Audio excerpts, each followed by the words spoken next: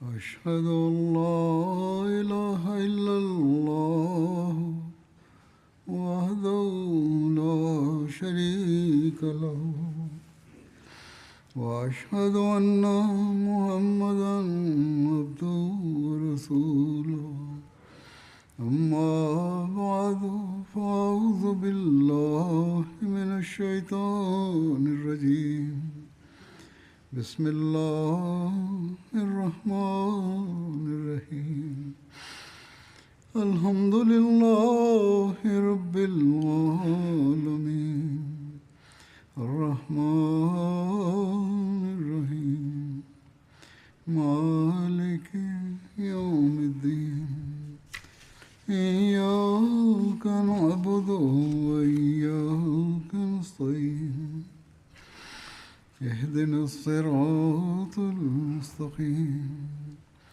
صراط الذين أنعمت عليهم غير المغضوب عليهم ولا الضالين. இன்றைய நாள்களில் சமூக ஊடகத்தின் பலன் இருக்கின்ற, அதிலிருந்து பயன்பெறப்படுகின்ற அதே வேளையில் வேதனை தரும் சில விஷயங்களும் அதில் இருக்கின்றன.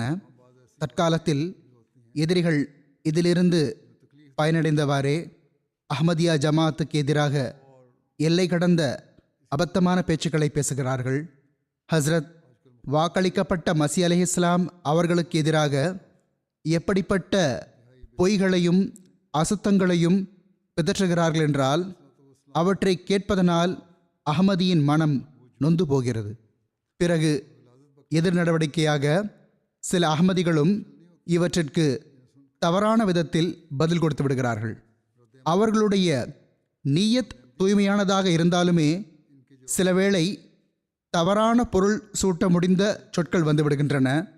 இது நம்முடைய வழிமுறை அல்ல. இதிலிருந்து ஓர் அஹ்மதி தவிர்ந்திருக்க வேண்டும். தவறான சொற்களை பயன்படுத்துவதோ அல்லது ஏதாவது ஒரு வகையில் யாரையாவது இழிவுபடுத்துவதற்கு காரணமாக அமைகின்ற அத்தகைய சொற்களை அறியாமையில் நம்முடைய நாவில் கொண்டு வருவதோ நம்முடைய பணி கிடையாது.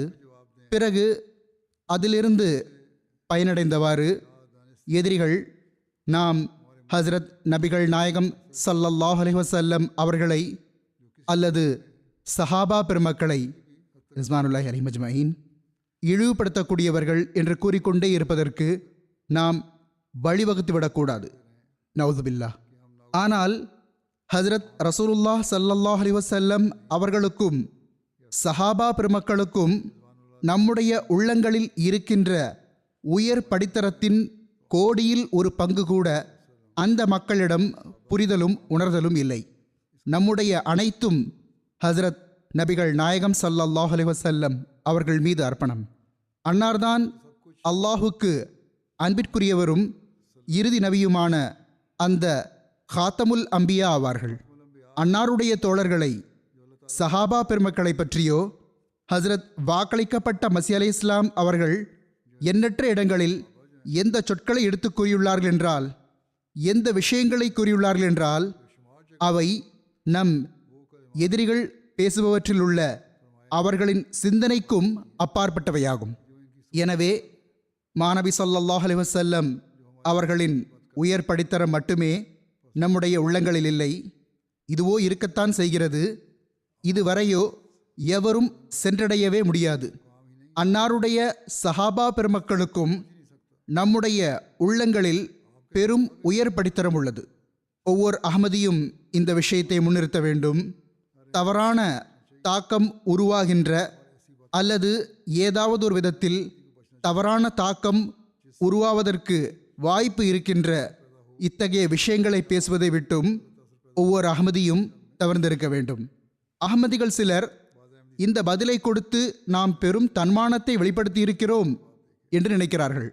அவர்களிடம் கேட்கும்போது இதுவே அவர்களுடைய பதிலாக இருக்கிறது. ஆனால் இந்த பெயருக்கு தன்மானம் அறிவீனமாகும். ஒருவர் அகமதியாக இருந்து கொண்டு எந்த வகையிலாவது தவறான பொருள் வருகின்ற விஷயங்களை பேசுகிறார் என்றால் அவர் ஹஸ்ரத் வாக்களிக்கப்பட்ட மஸீஹ் அலைஹிஸ்ஸலாம் அவர்களுக்கும் ஜமாத்துக்கும் அவப்பெயர் ஏற்படுத்துபவராக இருக்கிறார். ஹஸ்ரத் வாக்களிக்கப்பட்ட மஸீஹ் அலைஹிஸ்ஸலாம் அவர்கள் கூறுகிறார்கள், நீங்கள் பொறுமை காக்க வேண்டும், எப்பொழுதும் பொறுமையை வெளிப்படுத்த வேண்டும். அன்னார் ஓரிடத்தில் இவ்வாறு கூறினார்கள், இவர்கள் என்னை ஏசுகிறார்கள், ஆனால் நான் அவர்களின் ஏச்சுக்களை பொருட்படுத்துவதில்லை, அவர்கள் மீது பரிதாபம் கொள்வதும் இல்லை. ஏனென்றால் அவர்கள் அந்த இடத்தை விட்டும் உதவியற்றவர்களாக ஆகிவிட்டார்கள். அவர்கள் ஏசி பேசாமல் அவர்களால் தங்களுடைய இந்த ஆதரவற்ற நிலையை, இயலாமையை மறைக்க முடியாது. அவர்கள் கீழ்த்தரமான தரக்குறைவான ஆயுதத்தை பயன்படுத்துகிறார்கள். ஏனெனில் அவர்களிடம் எந்த சான்றும் இல்லை, எந்த பதிலும் இல்லை. எனவே இந்த மக்கள் ஏசி பேச மட்டும் நினைக்கிறார்கள். அன்னார் கூறுகிறார்கள், இவர்கள் காஃபிர் ஃபத்வாக்கள் கொடுக்கட்டும், பொய்யான வழக்குகள் தொடரட்டும், பல்வேறு வகையான இட்டுக்கட்டுதலும் அவதூறும் கூறட்டும், இவர்கள் தங்களுடைய அனைத்து ஆற்றல்களையும் செயலாற்றச் செய்து என்னை எதிர்க்கட்டும், பிறகு பார்க்கட்டும் இறுதி தீர்ப்பு யாருக்கு சாதகமாக இருக்கிறது என்று. நீங்கள் என்ன முயற்சி செய்ய வேண்டுமோ செய்து கொள்ளுங்கள், ஆனால் அல்லாஹ் என்னுடன் இருக்கிறான். இறுதி தீர்ப்போ யாருக்கு சாதகமாக இருக்கிறது என்பது தென்பட்டுவிடும். அன்னார் கூறினார்கள், நான் அவர்களின் ஏச்சுக்களை பொருட்படுத்தினால் இறைவன் என்னிடம் ஒப்படைத்த அசல் பணி இருந்துவிடும். எனவே அவர்களின் ஏச்சுக்களை பொருட்படுத்தாத அதே வேளையில் நான் எனது ஜமாத்திற்கு கூறும் அறிவுரை என்னவென்றால், அவர்கள் அந்த மக்களுடைய ஏச்சுக்களை கேட்டு பொறுத்து கொள்வது அவர்களுக்கு பொருத்தமானதாகும். அவர்கள் ஒருபோதும் ஏச்சு பேச்சுக்கு ஏசி பேசி பதில் கூறக்கூடாது. ஏனெனில் இவ்வாறு பறக்கச் சென்று கொண்டே இருக்கிறது.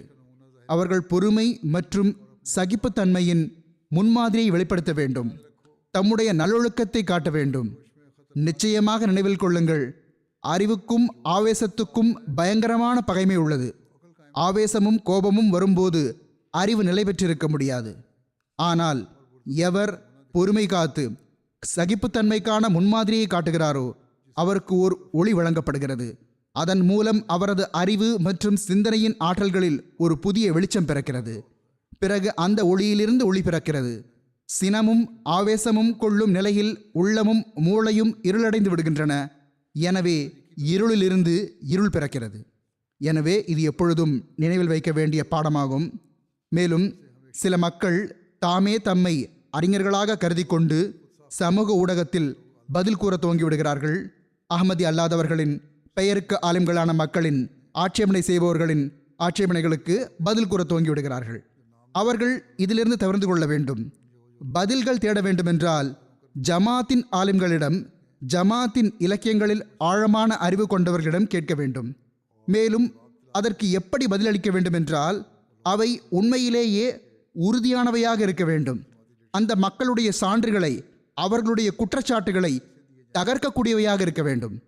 ஹதரத் வாக்களிக்கப்பட்ட மஸீஹ் அலைஹிஸ்ஸலாம் அவர்களின் போதனைப்படி அது உண்மையில் சரியான இஸ்லாமிய போதனையாகும். அதன்படி அமல் செய்ய வேண்டும். இல்லையென்றால் நீங்களெல்லாம் ஜமாத்தில் இருந்து கொண்டு பிறகு ஜமாத்துக்கு அவப்பெயர் ஏற்படுத்துபவர்களாவீர்கள். அல்லாஹ் நம்மை தீயவர்களின் தீங்கிலிருந்து பாதுகாப்பானாக. பொய்யான தன்மானத்தை காட்டுகின்ற, சிலவேளை தேவையில்லாமல் சில சொற்களை பயன்படுத்தி குழப்பத்தையும் சச்சரவையும் பரப்புவதற்கு காரணமாக அமைகின்ற மக்களுக்கும் அறிவை வழங்குவானாக. நாம் சமூக ஊடகத்தில் அந்த பதில்களை வழங்குவதற்கு பதிலாக அல்லாஹுக்கு முன் குனிந்தால், நம்முடைய தொழுகைகளை நிறுத்தி நிதானமாக நிறைவேற்றினால், அல்லாஹின் தன்மானம் விரைவாக பொங்கி எழுகின்ற வகையிலான வேதனையை நம்முடைய சஜிதாக்களில் உருவாக்கினால், பிறகு இந்த மக்கள் தாம் பதில் கூறுவதனால் பெற விரும்புகின்ற அந்த விளைவுகளை விட சிறந்த விளைவுகளை நம்மால் மிக விரைவாக பெற முடியும். எனவே அஹ்மது இப்படி கூறிவிட்டார், அப்படி கூறிவிட்டார் என்ற தேவையில்லாத வாய்ப்பை எதிரிகளுக்கு தருகின்ற அத்தகைய விஷயங்களை ஒருபோதும் பேசக்கூடாது. ஒவ்வொரு அஹ்மதியும் இந்த விஷயத்தை விட்டு தவிர்த்திருக்க வேண்டும். நம்முடைய நல்லொழுக்கங்கள் மிகவும் உயர்வானவையாகவும் மேலானவையாகவும் இருக்க வேண்டும். எவருடைய நல்லொழுக்கங்கள் உயர்ந்தவை இல்லையோ அவர் ஹதரத் வாக்களிக்கப்பட்ட மஸீஹ் அலைஹிஸ்ஸலாம் அவர்களிடம் பையத் செய்ததற்கான உரிமையை நிறைவேற்றவில்லை. எனவே நாம் நம்மை ஆய்வு செய்ய வேண்டும். ஒவ்வொருவரும் தம்மை ஆய்வு செய்திருங்கள், சிந்தியுங்கள். தவறான வகை பதில்கள் அளிப்பதற்கு பதிலாக துஆக்களின் பக்கம் கவனம் செலுத்துங்கள். அல்லாஹ் நம் அனைவருக்கும் அதற்கான நல்வாய்ப்பு வழங்குவானாக. எதிரிகளின் தீங்கினை அவர்கள் மீதே திருப்பி விடுவானாக, அதிலிருந்து நம்மை காப்பாற்றுவானாக.